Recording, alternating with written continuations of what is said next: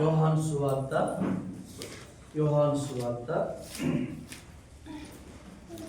8వ అధ్యాయం. యోహాను సువార్త 8వ అధ్యాయము. యోహాను సువార్త 8వ అధ్యాయము 31వ వచనం నుంచి దయచేసి చదవండి. కాబట్టి యేసు తనను నమ్మిన యూదులతో మీరు నా వాక్యమందు నిలిచిన వారైతే నిజముగా నాకు శిష్యులై ఉండి సత్యమును గ్రహించెదరు. అప్పుడు సత్యము మిమ్మును స్వతంత్రులుగా చేయునని చెప్పగా వారు మేము అబ్రహాము సంతానము, మేము ఎన్నడూను ఎవరికి దాసులమై ఉండలేదే, స్వతంత్రులుగా చేయబడుదురని ఎలా చెప్పుచున్నావని ఆయనతో అనిరి. అందుకు యేసు ఎవరంటండి? మళ్ళా చదువు. పాపము చేయు ప్రతి వాడును చూసారా అండి? పాపము చేయు ప్రతి వాడు పాపములకు దాసుడని నీతో నిశ్చయముగా. ఇక్కడ యేసు ప్రభు తనను నమ్మినటువంటి యూదులతో చెప్పుచున్నాడు. చాలా జాగ్రత్తగా వినండి. తనను నమ్మిన యూదులతో చెప్పుచున్నాడు. ఏమని చెప్పుచున్నాడంటే, మీరు నా వాక్యమందు నిలిచిన వారైతే నిజముగా నాకు శిష్యులై ఉండి సత్యమును గ్రహించేది. దేవుని స్తోత్రం కలుగును. హల్లెలూయా, హల్లెలూయా. అర్థమవుతుందండి? చూడండి ఇక్కడ ఇంకేమన్నా. అప్పుడు సత్యము మిమ్మును స్వతంత్రులుగా చేయునని చెప్పగా. ఇది నా వాక్యము గురించి కొన్ని మాటలు మనము ధ్యానం చేస్తాం. ఎందుకంటే దేవుని యొక్క వాక్యమునకు మనం ప్రాధాన్యత ఇవ్వకుండా మనం మన ఆత్మీయ జీవితంలో దేవుడు కోరుకున్నట్లుగా మనం ముందుకు వెళ్ళలేము. క్రైస్తవ జీవితానికి ప్రాముఖ్యమైంది లేదా పునాది దేవుని యొక్క వాక్యమే. హల్లెలూయా. ఈ దినాన వాక్యమును నిర్లక్ష్యం చేసే క్రైస్తవులు చాలా మంది ఉన్నారు. ఎన్ని పాటలు, ఎంత ఆరాధన, ఎన్ని గంటలైనా ఓపికతో వింటారు, చూస్తారు. కానీ వాక్యం అనగానే ఎక్కడ లేని పనులను ఇప్పుడే గుర్తుకొస్తాయి, ఎక్కడ లేని తలంపులను అప్పుడే గుర్తుకొస్తాయి. కారణం ఏంటంటే, ఏ విధము చేతనైనను వాక్యం అనే విత్తనాలు మన హృదయం అనే భూమిలో పడినా ఒకవేళ అది మొలకెత్తకుండా సాతానుడు ఎత్తుకెళ్లాలని ప్రయత్నం చేస్తున్నాడు. అది మనం గ్రహించాలి. యేసు ప్రభు అంటారు, ఇదే యోహాను సువార్తలో ఏమంటారండి? 15వ అధ్యాయం 8వ వచనంలో, మీరు బహుగా ఫలించుట వలన నా తండ్రి మహిమపరచబడును. ఏంటంటే, మీరు బహుగా ఫలించుట వలన హల్లెలూయా. ఫలించాలి అని అంటే ఫస్ట్ విత్తనాలు పడాలా లేదా? ఏమండి? ఫలాలు రావాలి అంటే ముందుగా విత్తనాలు పడాలి మన హృదయం అనే భూమిలో. యేసు ప్రభు మత్తయి సువార్తలో ఆయన ఏం చెప్పాడు? విత్తువాని ఉపమానం గురించి చెప్పినప్పుడు ఆయన విత్తుచుండగా కొన్ని విత్తనాలు ఎక్కడ పడ్డాయి అయ్యా? నేల మీద పడ్డాయా? ఎట్లేసినా పడేది నేల మీదనే. ఆటంలో రావాలి వాక్యం. అందుకే మీరు వాక్యం చదవాలి బాగా. ఓకేనా? ఎక్కడ మొట్టమొదటి విత్తనాలు ఎక్కడ పడ్డాయి? త్రోవ పక్కన పడ్డాయి. బ్రదర్, ఎక్కడ పడ్డాయి? ఎస్, కరెక్ట్ చెప్పాడు. రెండోది రాంగ్. రెండోది ఎక్కడ? రాతి నేల. చూసారా వాక్యానికి మీరు ఎంత ప్రాధాన్యత ఇస్తున్నారు? మూడోది ముళ్ళ పొదలు. నాలుగోది మంచి నేల. హల్లెలూయా. ఇప్పుడు త్రోవ పక్కన పడ్డ విత్తనాలు ఏమైనాయంట? పక్షులు వచ్చి ఎత్తుకుపోయినాయి. అక్కడ ఫలింపు ఉంటుందా? ఉండదు. అక్కడ ఉంటుంది కొంతకాలం. అసలు అక్కడ పక్షులు వచ్చి ఎత్తుకుపోయాక ఇంకా ఆడేముంటుందండి? రెండోది ఏంటి? రాతి నేల. ఇప్పుడు రాయి మీద కొంచెం మట్టి ఉంటుంది, కొద్దిగా ఏదో, ఆ మట్టి తేమకి కొంచెం ఎదుగుతాయి. ఇప్పుడు బండ మీద చూడండి, వర్షాకాలం మీరు వెళ్తే అక్కడక్కడ బండ్ల మీద చెట్లు మొలుస్తాయి. ఇంత ఎత్తు రాగానే స్టాప్ అయిపోతాయి, ఎదుగుదల ఉంటుంది. ఎండ కొట్టగానే ఏమైంది? ఎండిపోతాయి. మూడవది ఏంటి? ముండ్లు పొదలు. ముండ్లు అణిచేంత వరకు ఎదుగుతాయి. ఆ తర్వాత ఎదగటానికి ఛాన్స్ లేదు. నాలుగోది ఏంటి చెప్పండి? మంచి నేల. ఏంటంటే అది మంచి నేల. మీకు ఒక విషయం చెప్తా చూడండి. ఆరాధన అనేది, ఇప్పుడు మనం ఆరాధించడం కొందరేమో పరుగు పందెం ఉంటుంది కదండి, రన్నింగ్ రేస్ ఉంటుంది కదా. ఇలా గీత గీస్తారు రన్నింగ్. ఇలా గీత గీసినప్పుడు అందరూ గీత దగ్గరే ఉంటారు.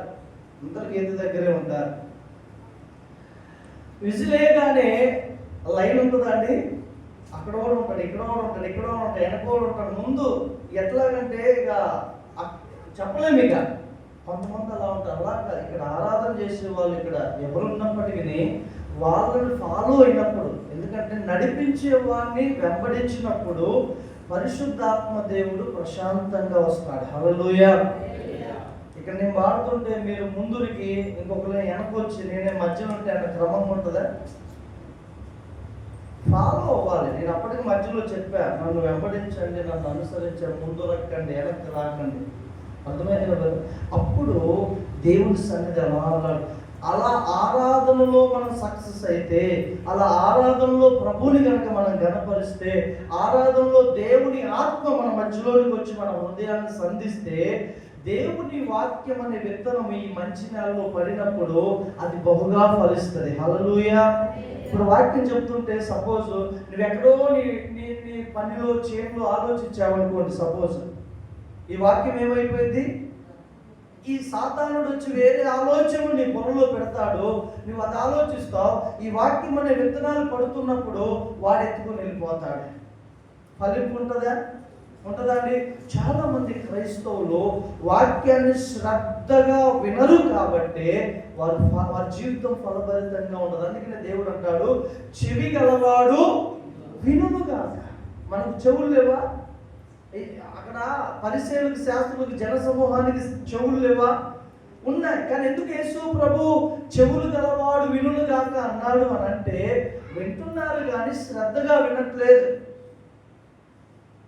ఆమేన్, హల్లెలూయా.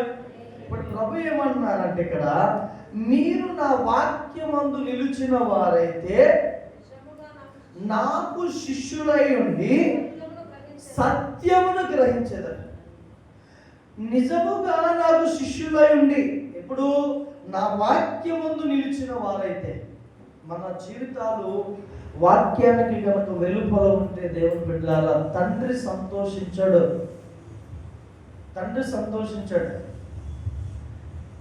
మనలో చాలా మంది మందిరానికి వస్తున్నాం, చర్చికి వస్తున్నాం, కానీ ఇంకా బంధింపబడిన స్థితిలోనే ఉన్నాం, సంఖ్యల చేత కట్టబడిన స్థితిలోనే ఉన్నాం. కారణం ఏంటంటే మనము వాక్యమందు నిలిచి ఉండట్లే, లోకమందు నిలిచి ఉంటున్నాం. అది సమస్య.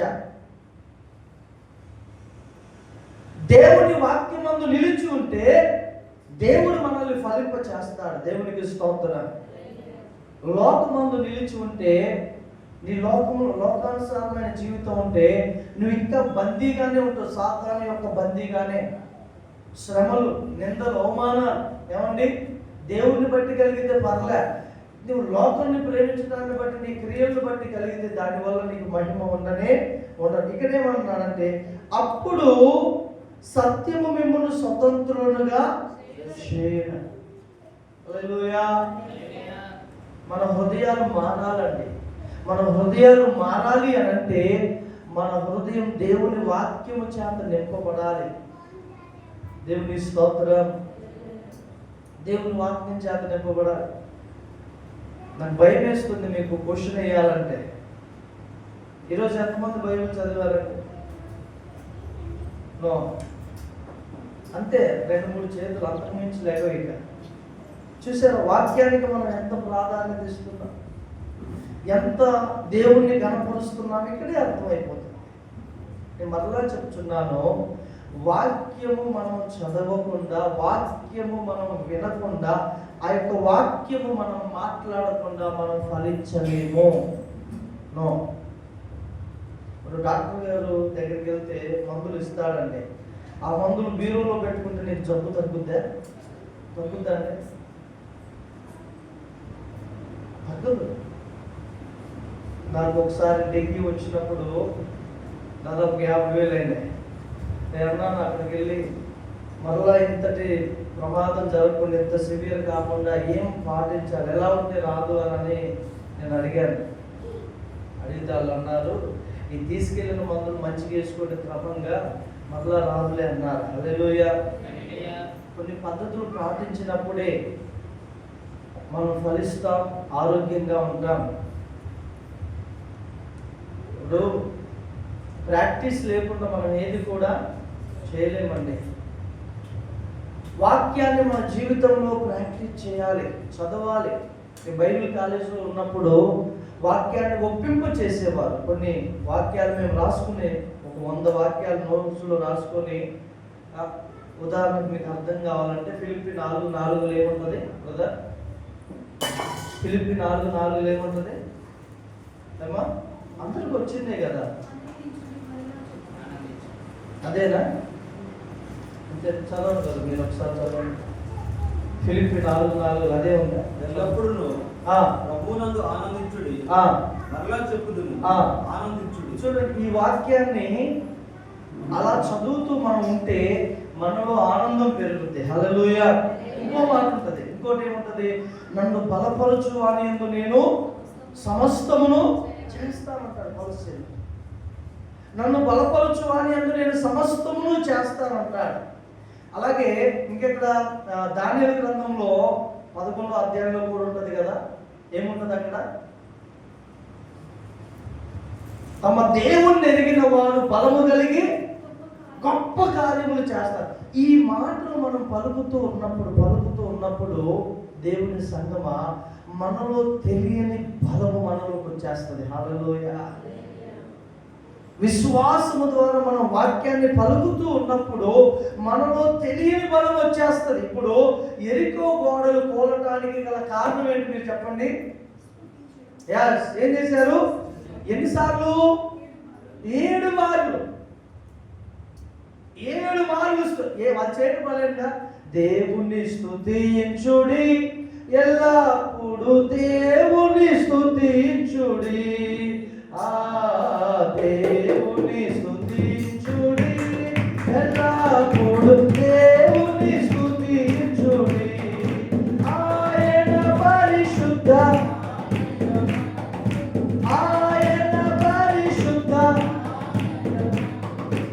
ఆయన సన్నిధిలో, ఆయన సన్నిధిలో ఎల్లప్పుడు దేవుని స్తుతించుడి, దేవుని స్తుతించుడి.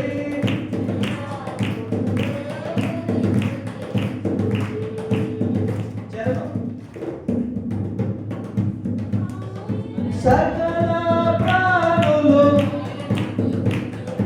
సకల ప్రాణులు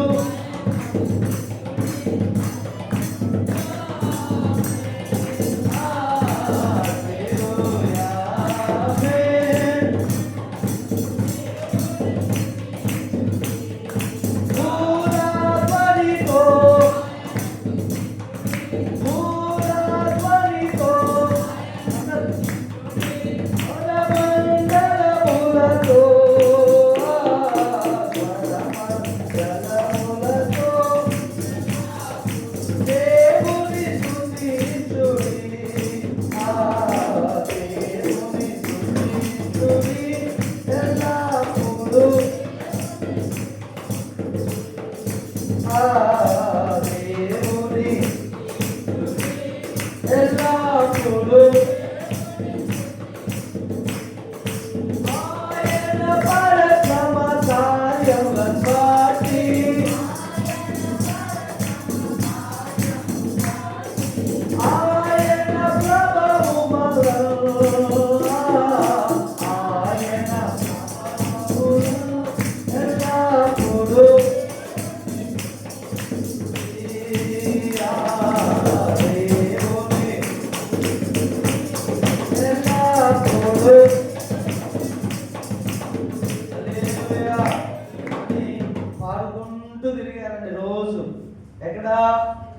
ఎరుకు కోడల మీద. 7వ రోజు ఏం చేశారు తెలుసా? రోజుకు ఒకసారి చుట్టూ తిరిగి వచ్చేవాళ్ళు, దేవుణ్ణి స్తుతించారు. 2వ రోజు దేవుణ్ణి స్తుతించి వచ్చి చక్కగా వండుకున్నారు, తిన్నారు, ఆలోచిస్తున్నారు. దేవుడు చెప్పారా 7 సార్లు తిరగమని, ఏం కాలేదు. ఓకే, 7వ రోజు వచ్చింది. 7వ రోజు వచ్చేసరికి ఎన్ని మార్లు తిరిగారు? 7 మార్లు. ఎరుకు చుట్టూ తిరగాలంటే చాలా కిలోమీటర్లు పడుతుందండి. అయినా మనం అలసిపోలేదు. మీరు చూడండి, మనం ఏదైతే ఒప్పుకుంటామో వాక్యాన్ని, దేవుడు చెప్పిన దాన్ని, అది మనం పలుకుతూ ఉండగా అది అక్కడ కార్యరూపం దాలుస్తుంది. హల్లెలూయా, హల్లెలూయా. వాక్యమునకున్న శక్తి అది, వాక్యమునకున్న బలము అది. మనము దానిని పక్కన పెట్టేసి శాపం వచ్చినాలను పలుకుతాం. ఏమండి, మా ఇంటి పక్కన ఒక వాడు ఏదైనా చిన్న తప్పు చేస్తే నువ్వు చావు కదా అనేది భయంకరంగా తిట్టేది. నువ్వు చచ్చిపోవాలి, నువ్వు చావాలి, నువ్వు చచ్చిపోవాలి, ఇదే. ఇంకా వాడు 11 సంవత్సరాలు రాగానే ఏదో రోగం, తెలియని రోగం, డాక్టర్లు కూడా తెలియని రోగం వచ్చి చచ్చిపోయాడు. ఆ రోగం ఏమో కాదు, వాళ్ళ అమ్మ మాట్లాడిన శాపం మాటలు ఇంకేం కాదు. మనం ఒప్పుకునేది చాలా జాగ్రత్తగా ఉండాలి. హల్లెలూయా. మనం ఒప్పుకునే దాన్ని బట్టే మన జీవితం ఆధారపడు. నీ జీవితంలో నీవు శాపాన్ని పలుకో, నీ జీవితంలో నీవు ఆశీర్వాదాన్ని పలుకు. నీ బిడ్డల జీవితంలో ఆశీర్వాదాన్ని పలుకు. నీ బిడ్డల జీవితంలో సమాధానాన్ని పలుకు.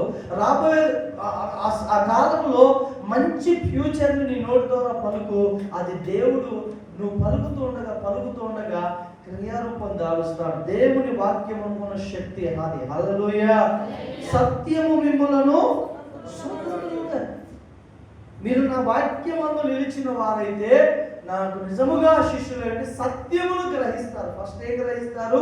సత్యమును గ్రహిస్తారు. దేవుని స్తోత్రం. సత్యాన్ని గ్రహిస్తారు. ఇంకో మాట మనం చూద్దాము, అది మనల్ని ఫలింప చేస్తుంది. కీర్తనల గ్రంథం ఒకసారి 119వ కీర్తన అనుకోండి, చూడండి. 119వ కీర్తన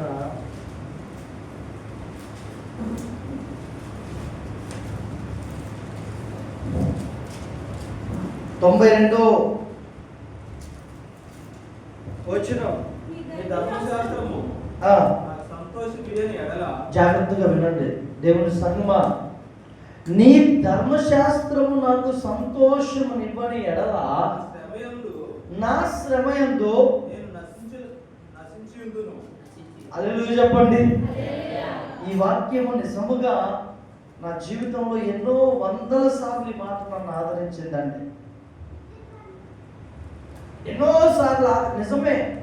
ఏమంటున్నాడంటే ఇక్కడ, నీ ధర్మశాస్త్రము నాకు సంతోషం అంటే దేవుని వాక్యమే మనకు సంతోషం ఇచ్చేది. మన శ్రమలలో మనల్ని నశించిపోకుండా ఆ యొక్క వాక్యమే మనల్ని ఆదరించేది. హల్లెలూయా, హల్లెలూయా. ఎంత మంచి ఆదరణ వస్తుందంటండి. ఎవ్వరూ మనకు అంతగా ఆదరణ, నెమ్మది ఇవ్వలేరు, అంత ధైర్యాన్ని, బలాన్ని ఇవ్వలేరు. దేవుని వాక్యము కనుక మనకు ప్రత్యక్షమై మనకు వస్తే ఆ వాక్యమే మనల్ని ఎంతో బలపరుస్తుంది, ఎంతో ధైర్యాన్ని ఇస్తుంది. దేవునికి మహిమ కలుగును గాక. ఇంకో మాట చూడండి, ఇదే 119వ కీర్తనలో 50వ మాట చదవండి. 50వ వచనం. నీ వాక్యము నన్ను బ్రతికించి ఉన్నది, నా బాధలో ఇదే నాకు నెమ్మది. దేవునికి స్తోత్రం. ఇది నువ్వు తెలుసుకోవాలి దేవుని బిడ్డలారా. మనకు నెమ్మది కలిగించేది దేవుని వాక్యమే. చూడండి, నీ వాక్యము నన్ను బ్రతికించి ఉన్నది. వాక్యమునుకున్న శక్తిని మీరు గ్రహించాలని మధ్యాహ్నం మీకు మేము తెలియజేస్తున్నాను. ఎవరైతే దేవుని వాక్యాన్ని నిర్లక్ష్యం చేస్తారో వారి క్షేమకరమైన, ఫలభరితమైన జీవితాన్ని నిర్లక్ష్యం చేస్తున్న వారే. హల్లెలూయా. అందుకే మన జీవితంలో మన వాక్యం నిర్లక్ష్యం చేయొద్దండి. అది మన జీవితాన్ని మన పరివర్తనలోనికి తీసుకొస్తుంది. దేవునికి స్తోత్రం కలుగును గాక. ఒక అక్కున్నారు, వారి ఫ్యామిలీలో చాలా గొడవలండి. 2-3 సంవత్సరాలు ఏడ్చి నలిగిపోయి ఒక దినాన నన్ను డైరెక్ట్గా క్వశ్చన్ చేసింది, ఏంటి బ్రదర్, నేను ఇంతగా దేవుని నమ్ముకున్నాను, మాకు సమాధానం లేదు, ఇంకెక్కువైపోతుంది ఏంటి అని అన్నప్పుడు, అరే ఇంత కృంగిపోయారేంటి అనేసి నేను అన్నా, మీరు వాక్యం చదువుతారా అని అడిగా. చదువుతాం అప్పుడప్పుడు అన్నారు. నేను అన్నాను, ఆర్డర్లో చదవండి, క్రమంగా చదవండి, కంప్లీట్ చేయండి. మీరు కంప్లీట్ చేసే లోపే లేదా చేసిన తర్వాత అయినా ఈ యొక్క వాక్యమే మీ కుటుంబంలో సమాధానం కలుగజేస్తుందని చెప్పా. హల్లెలూయా. చాలా భయంకరమైన శత్రువులుగా ఉండేవాళ్ళు. ఆమె కంప్లీట్ చేయక ముందే, ఆమె 3 నెలల్లో కంప్లీట్ చేసింది. 2 నెలల 20 రోజుల లోపే వాళ్ళ కుటుంబానికి సమాధానం వచ్చింది. హల్లెలూయా. అప్పటి నుంచి లేవగానే ప్రేయర్ చేసుకుంటారు, ఒక 2 అధ్యాయాలు చదువుతారు, భర్తని పిల్లలను ఉద్యోగానికి పంపించి స్కూల్కి పంపించి రెస్ట్ తీసుకునే సమయంలో రోజు గంట వాక్యం చదువుద్ది. హల్లెలూయా. ఎన్నో అద్భుతాలు ఇంకా ఆ కుటుంబంలో. ఏంటయ్యా ఈ వాక్యములకు ఉన్న శక్తి అంటే, నీ ఇంటిలో నీవు వాక్యం చదువుతూ ఉన్నప్పుడు బిగ్గరగా ఇంట్లో ఉన్న దుష్ట శక్తులు నిలవలే. వాక్యము వింటే దెయ్యాలు ఉండలేవండి. దేవుని స్తోత్రం కలుగునుగా. నా జీవితంలో నేను ఎన్నోసార్లు నన్ను నేను అబ్జర్వ్ చేసుకున్నా. నేను ఒంటరిగా ఉండి వాక్యం గంటలు చదివేటప్పుడు నాకు తెలియని ఒక వెలుగు నన్ను ఆవరించేదండి. Praise the Lord. హల్లెలూయా. ఒక దేవుని శక్తి, దేవుని వెలుగు అలా నన్ను ఆ వాక్యము కమ్ముకునే, ఇది నిజము దేవుని సంగమా. నీ వాక్యాన్ని నిర్లక్ష్యం చేస్తున్నావు కాబట్టి ఇంకా నీ కుటుంబంలో సంఖ్యల చేత నువ్వు బంధింపబడి ఉన్నావు. నిజమైన స్వాతంత్రం నీకు లేదు, స్వేచ్ఛ నీకు లేదు, ఆత్మీయంగా ఇంకా నువ్వు బంధింపబడి ఉన్నావు. నీకు డబ్బు ఉంది కానీ సంతోషం లేదు, నీకు అందం ఉంది కానీ మనసులో సరైన నెమ్మది లేదు. కారణం ఏంటంటే ఈ యొక్క వాక్యాన్ని నీ హృదయంలో నువ్వు ఇంకా ఉంచుకోలేదు. ఈ వాక్యాన్ని నీ హృదయంలో ఇంకా ఉంచుకోలే. ఏంటయ్యా మనకు బలం? క్రైస్తవులకు బలం ఏంటయ్యా అంటే దేవుని వాక్యమే మన బలం. దేవునికి స్తోత్రం. హల్లెలూయా. అన్ని చేయనిస్తాడు సాధారణ, కానీ వాక్యం దగ్గరికి వచ్చేసప్పటికి అది చదవకుండా వినకుండా సొంత విధాలుగా ప్రయత్నం చేస్తాడు. కారణం ఏంటంటే ఆ విత్తనాలు కనుక ఈ వ్యక్తి హృదయంలో పడితే ఇతడు ఫలిస్తాడు, నాకు చోటు ఉండదు అని. ఎంతమందిని వాక్యం బ్రతికించిందండి, ఎన్ని లక్షల మందిని, కోట్ల మందిని. చూడండి, నీ వాక్యము నన్ను బ్రతికించి ఉన్నది, నా బాధలో ఇదే నాకు నెమ్మది కలిగించుచున్నది. బాధపడుచున్నావా? మంచిదే, ఆయన వాక్యము నిన్ను ఆదరిస్తుందండి, నిన్ను ధైర్యపరుస్తుంది. అటువంటి వాక్యాన్ని కనుక మనం నిర్లక్ష్యం చేస్తే మన క్షేమస్థితిని మనం నిర్లక్ష్యము చేసినట్లే. ఇంకో మాట చూడండి, 67వ వచనం చదవండి. శ్రమ కలుగక మునుపు నేను త్రోవ విడిచితిని, ఇప్పుడు నీ వాక్యమును అనుసరించి నడుచుకొనుచున్నాను. హల్లెలూయా. హల్లెలూయా. అర్థమవుతుందా అండి? ఇప్పుడు నీ వాక్యాన్ని అనుసరించి నడుచుకుంటున్నాయి. ఎప్పుడు? శ్రమ కలిగిన తర్వాత. శ్రమ చాలా మందికి దేవుడు అవసరం లేదు అన్నట్లుగా బ్రతుకుతారు. నేను అదే ప్రభు, సంఘంలో చాలా మంది దూరం అవుతున్నారయ్యా, నీ అవసరం వారికి కలగాలయ్యా అని ప్రార్థన చేస్తున్నానండి. దేవుడు బిడ్డలారా, ఒక మాట, దేవుడు లేకుండా కొంతకాలమే క్షేమంగా అనిపిస్తుంది. జాగ్రత్తగా వినండి, అది సాతానుడు చేసే మోసం. వాడు కుయుక్తి పొందుతున్నాడు. మీరు చూడండి, ఒక పక్షిని కానీ ఒక కోడిని కానీ ఇంకా దేనినైనా పట్టేటప్పుడు ఆ వ్యక్తి ఏమేస్తాడండి? ఏమేస్తాడు? ఎర అనగానే ఏమండి? ఎర అనేది ప్రమాదంగా ఉండదు. జాగ్రత్తగా మీరు చూడండి. ఎర అనేది ఏంటయ్యా అంటే ఇది ఒక నునుపైనది, కన్నులకు రమ్యమైనది, తినడానికి రుచి కలిగింది. కానీ ఆ ఎర లోపల నిన్ను చంపే ఆయుధం ఉంటుంది. ఇది దాని మీనింగ్. అర్థమవుతుందండి? అర్థం కాలేదా? ఇప్పుడు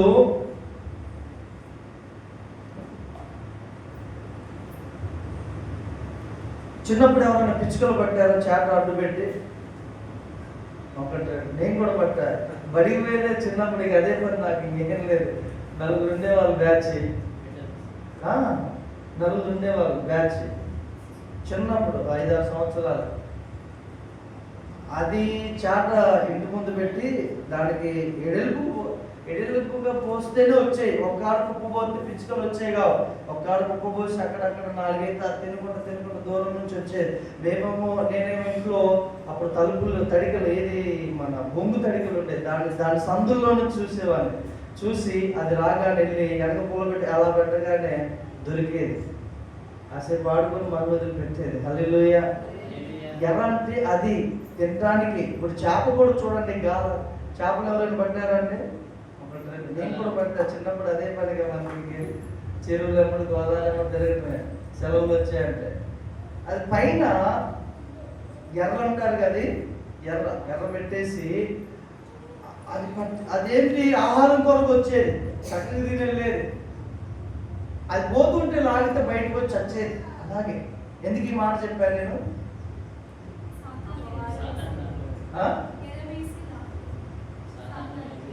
వీళ్ళకి దేవుడు అవసరం లేదు అన్నట్టుగా వెళ్తారండి కొంతమంది. అసలు మాకు దేవుడు అవసరం లేదు అన్నట్టుగా వెళ్తారు. నేను ఎంతమందిని చూశాను 22 సంవత్సరాల సేవ జీవితంలో, చాలా మందిని చూశాను. ఒక ఆమె అయితండి 8 నెలలు వెళ్ళాను వాళ్ళ ఇంటికి. అమ్మా నీకు దండం పెడతాను అందమ్మా. లేదు. ఒకరోజు ఏం జరిగింది తెలుసా? ఒకరోజు పడుతున్న హాయిగా తీయగానే మొత్తం ఏంటది గంజులో, అన్నం గంజులో మొత్తం రక్తమే. కూర గంజు తీస్తే అంతం రక్తమే. చెప్తున్నా వినండి, నాకు కించపరచడానికి కాదు. వెంటనే నాకు ఫోన్ వచ్చింది, అయ్యగారు మీరు ఎక్కడున్నారు, అర్జెంటుగా రండి, సాయంత్రం సంఘాన్ని తీసుకురండి, ఇంట్లో ప్రేయర్ పెట్టండి, మీరు అర్జెంటుగా రండి, ఏమైనా ఉంటే తర్వాత చూసుకుందాం కానీ ముందు రండి అన్నారు. నేను వెళ్ళాను. అబ్బా ఏంటి 8 నెలల నుంచి పోతే అసలు రెస్పాన్స్ లేదు, ఏం లేదు. వెళ్ళేసరికి పాపం నిజంగా జరిగిన విషయాలు తల్లి చెప్తుంటే బాగా భయం వేసింది. ఏమన్నా అంటే సాతానుడు ప్లానింగ్స్ ఎలా ఉంటాయంటే, వాడు ప్లాన్ వేసాడంటే ఖచ్చితంగా 100కి 90% సక్సెస్ అయింది. దేవుని కృపంటే తప్పితే వాళ్ళు తప్పించుకోలేరండి. దేవుడు అవసరం లేదన్నట్లుగా వెళ్తున్న ప్రజలకు చెప్పే మాట ఏంటంటే, మనం ఎంతో దూరం వెళ్ళలేము దేవుడు లేకుండా. మనం బ్రతికేదే ఆయనను బట్టండి. హల్లెలూయా, హల్లెలూయా. ఒకసారి దేవుడు లేకుండా పరిగెడుతున్న ప్రజలకి ఈ మధ్య కాలంలోనే దేవుడు అంటే ఏంటో తెలుసుకునేటట్లుగా ఆక్సిజన్ ఏమండి కొన్ని లక్షలు పెట్టి కొనుక్కునేటట్టు చేశాడు హాస్పిటల్లో. అంటే కరోనా వచ్చినప్పుడు ఆక్సిజన్ కోట్లు పెట్టారు ఆక్సిజన్ సిలిండర్ కొరకు. కానీ దేవుడు ఇచ్చిన ఆక్సిజన్ మనం ఎంత ఉచితంగా పీల్చుకుంటున్నాం. హల్లెలూయా. దేవుని అవసరత మనకు ఉందండి. చూడండి ఆ మాట, శ్రమ కలుగుకు మునుపు నేను త్రోవ విడిచి తిని ఇప్పుడు నీ వాక్యము అనుసరించి నడుచుకుంటున్నాను. దేవుని స్తోత్రం. కింద అంటాడు, ఏమంటాడండి, ఎక్కడుంది ఆ మాట? శ్రమ కలుగుట నాకు 71వ మాట, 71వ వచనం, నేను నీ కట్టడలను నేర్చుకున్నట్లు శ్రమ నొంది ఉండుట నాకు మేలాయన. హల్లెలూయా. మనకు మేలండి కొన్నిసార్లు శ్రమ రావటం మేలు. ఎందుకు మేలంటే అది ఒక స్పీడ్ బ్రేకర్ లాంటిది, మనల్ని దేవుడి దగ్గరికి తిప్పడానికి. అదొక మూలమలుపు లాంటిది. లేకపోతే అలాగే వెళ్ళామనుకో, నేరుగా వెళ్ళి నరకంలో పడిపోతావు. చివరికి నరకంలో పడిపోతావు. శ్రమ వచ్చింది కాబట్టే నిన్ను సృష్టించిన దేవుణ్ణి గుర్తు చేసుకుంటావు. హల్లెలూయా, హల్లెలూయా. శ్రమ లేకపోతే ఎవరి జీవితం వాళ్ళదే, ఎవరి ఆనందం వాళ్ళదేనండి. అందుకే దేవుడు కొంతమందికి శ్రమలు అనుమతిస్తాడు ప్రేమతోటే. ఒక మాట విలాప వాక్యంలో చూడండి, ఇర్మియా గ్రంథం పక్కన విలాప వాక్యం ఉంటుందా, అక్కడ ఒక మాట చదవండి. 33వ వచనం, 3వ అధ్యాయంలో 33వ వచనం చదవండి. హృదయపూర్వకముగా ఆయన నరులకు విచారమునైనను బాధనైనను. చూసారా అండి, హృదయపూర్వకంగా విచారం బాధ కలుగజేయడంట. మనం ఏదో ఒక విషయంలో రహస్యంగా తప్పు చేస్తాం, పాపం చేస్తాం, దానిని సరిచేయటానికే కొంచెం శ్రమను దేవుడు ఇస్తాడు. హల్లెలూయా. లేకపోతే దేవుడు అనుమతించాడు. ఆయన అనుమతించాడు అనంటే అది మన మేలు కొరకే దేవుడు అనుమతిస్తాడు. నేనేం చెప్తున్నానంటే, దేవుని వాక్యమందు కనుక మనం నిలిచి ఉంటే మనం సత్యం గ్రహిస్తాం, మనం స్వతంత్రులుగా ఉంటాం. ఆత్మీయమైన స్వాతంత్రం మనకు కలుగుద్దండి. హల్లెలూయా. గలతీయులకు రాసినటువంటి పత్రిక 5వ అధ్యాయము, గలతీయులకు రాసిన పత్రిక 5వ అధ్యాయం, ఈ మాట చదివి మనం ముగించుకోవడానికి ప్రయత్నం చేద్దాం. గలతీయులకు రాసిన పత్రిక 5వ అధ్యాయం అదేమనుంటుందంటే, మొదటి వచనం, ఈ స్వాతంత్ర్యమును అనుగ్రహించి క్రీస్తు మనలను స్వతంత్రులుగా చేసి ఉన్నాడు. కాబట్టి మీరు స్థిరముగా నిలిచి మరలా దాస్యమును కాడి క్రింద చిక్కుగా. ఇగో నువ్వు త్రాగును విడిచిపెట్టావా లేదా? విడిచిపెట్టావు. మరలా నేను ఆ దాస్యమైన కాడి కిందికి వెళ్తానంటే మొదటి శ్రమల కంటే 200 శ్రమలు నీకు ఎక్కువైతే అది మాత్రం పక్కా. నువ్వు సినిమా చూడటం వదిలిపెట్టావు, దేవుడి కొరకు నాకు అది వద్దు, నాకు ఎందుకో నా ఆత్మీయ జీవితం ఎదగట్లేదు, ఈ సీరియల్ సినిమాలు చూడబట్టి నేను దేవుడిని అనుభవించలేకపోతున్నా, దేవుని ప్రేమను నేను పొందుకోలేకపోతున్నా, పరిశుద్ధాత్మ దేవుడు నా హృదయంలో దుఃఖపడి వెళ్ళిపోతున్నాడు ఈ కార్యక్రమాలు చేయడాన్ని బట్టి, నాకు ఈ వద్దు, నేను దేవుడిని మహిమపరుస్తానని తీర్మానించుకున్నావు, రక్షణ పొందావు. మరలా ప్రేరేపించబడి సాతాను చేత మరలా దాస్యముని కాడికి వెళ్ళావనుకో, ఆ బరువు ఆ యొక్క కాడి మరీ బలమైపోయింది నీ మీద, ఇంకా నువ్వు రాలేవు. హల్లెలూయా. నువ్వు సిగరెట్ విడిచిపెట్టేశావు, బీడీ విడిచిపెట్టేశావు, పాపం విడిచిపెట్టేశావు, ప్రశాంతంగా స్వేచ్ఛగా బ్రతుకుతున్నావు. ఎంత విడిచిపెట్టినప్పటికీ ఏదో ఒక దినాన్ని సాతానుడు వచ్చి ప్రేరేపిస్తారు, ఏం కాదు ఒక్కసారే కానీ అంటాడు. మరలా కనుక దాని జోలికి వెళ్తే పాస్టర్ గారికి తెలియదు అనుకుంటావు, నీ భార్యకి తెలియదు అనుకుంటావు, నీ భర్తకి తెలియదు అనుకుంటావు, కానీ దేవునికి తెలుసు. నిన్ను అలా పాపము చేయించిన సాతానికి తెలుసు. దేవుడు ఏం చేయడు, సైలెంట్గా ఉంటాడు. నువ్వు సాతాను మాట విని లోబడి మరలా దాస్యముని కాడి కిందకి వెళ్తావు కాబట్టి ఆ కాడి మీద ఎక్కి సాతాను మరీ బరువు చేసి తొక్కుతాడు. అదే జరిగేది. ఈ దినాల్లో చాలా మంది క్రైస్తవులు పాపములో పడి, వాక్యానికి దూరమై పాపములో పడి అదే బంధకాల్లో ఉండడానికి కారణం ఏంటి అంటే ఇష్టపూర్తిగా సాతానుకు లోబడ్డారు. అదే కారణం.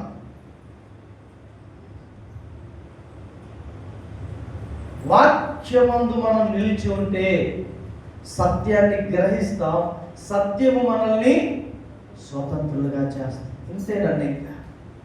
అందుకే ప్రతిరోజు దేవుని వాక్యాన్ని చదవండి. ఒకసారి మొదటి కీర్తన చదవండి ఎవరైనా. నిలవక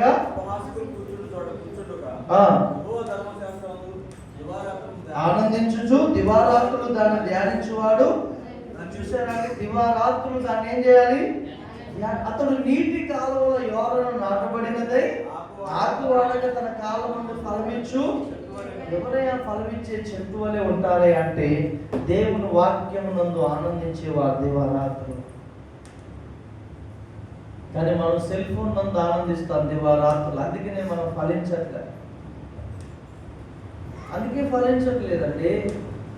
అదే వాక్యం ముందు మనం ఆనందిస్తే మన జీవితాలు ఫలిస్తాయి.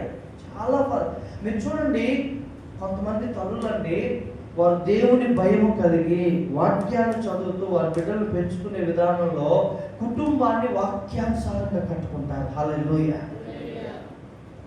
వారి పిల్లల తరాల వరకు దేవుడు ఆశీర్వదిస్తూనే ఉంటాడు. కారణం ఏంటంటే వారి తల్లిదండ్రులు, వారి అమ్మమ్మలు, నానమ్మలు సరైన భక్తి చేస్తున్నారు కాబట్టి వారి ద్వారా ఆశీర్వాదం అలా ప్రవహిస్తుంది. తల్లిగా, తండ్రిగా నీవే నీ బిడ్డలకు మోడల్, మాదిరివి. నువ్వు సెల్ పట్టుకొని అలా కూర్చున్నావు అనుకో, ఇంకో చిన్న సెల్ పట్టుకొని వాడుకొని నీ పక్కన కూర్చుంటాడు. అదే నీ వాక్యం బట్టి చక్కగా చదువుతుంటే ఈ రోజు కాకపోయినా రేపైనా ఈ సమయం వాక్యానికి, ఈ సమయం ప్రార్థనకి చిన్న బిడ్డలు వచ్చి నీ పక్కన చిన్న బైబిల్ తెచ్చుకొని కూర్చుంటారు. అప్పుడు నువ్వేం చేస్తావు తెలుసా? వారి భవిష్యత్తును తరతరాల మటుకు నువ్వు ఆశీర్వాదకరంగా నడిపించే తల్లివిగా, తండ్రివిగా ఉంటావు. హల్లెలూయా. యేసు ప్రభు వచ్చి నీ బిడ్డలకు నేర్పించడు. దేవుడు నువ్వు అడిగితే నీకు బిడ్డలు ఇచ్చాడు. అడిగితే ఇచ్చాడు, అడగకుండానే ఇచ్చాడు. అటువంటి ఆయన బిడ్డల్ని నీవు ఆయన వాక్యానుసారంగా పెంచితే వారు దేశానికి ఉపయోగకరంగా మారుతారు. దేవుని స్తోత్రం. హల్లెలూయా. వాక్యమందు నిలిచి ఉండేటట్లు చూడాలండి.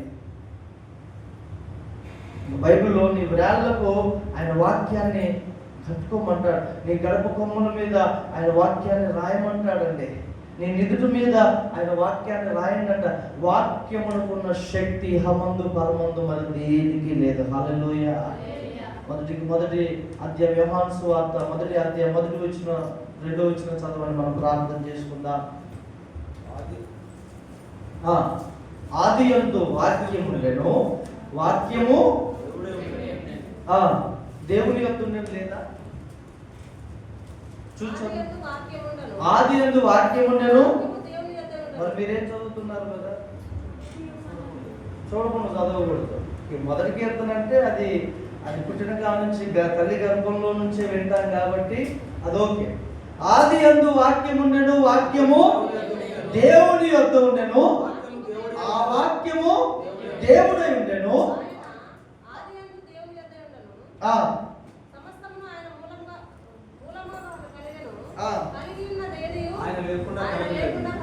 చూసారండి, కలిగి ఉన్నది ఏది ఆయన లేకుండా. ఎవరు? వాక్యమే. దేవుని స్తోత్రం. ఏంటంట? వాక్యమే. 14వ వచనం, ఆ వాక్యము శరీరధారి అయి కృపా సత్య సంపూర్ణుడిగా. ఎవరు ఆ వాక్యము? యేసు ప్రభు. హల్లెలూయా. ఎవరు ఆ వాక్యము? మనము వాక్యము చదువుతున్నాము అంటే దేవుణ్ణి చదువుతున్నాము అని అర్థం. మనం వాక్యాన్ని చదువుతున్నామంటే దేవునిలో ఉన్న గుణ లక్షణాన్ని చదువుతున్నాము అని అర్థం. మీరు గమనించండి, అటువంటి జీవము కలిగిన వాక్యమును మనం నిర్లక్ష్యం చేస్తే మనం ఫలింపలేం. కళ్ళు మూసుకుందాం, ప్రార్థన చేద్దాం. Thank you. మన వాక్యము నిలిచి ఉండాలి. అప్పుడే మనము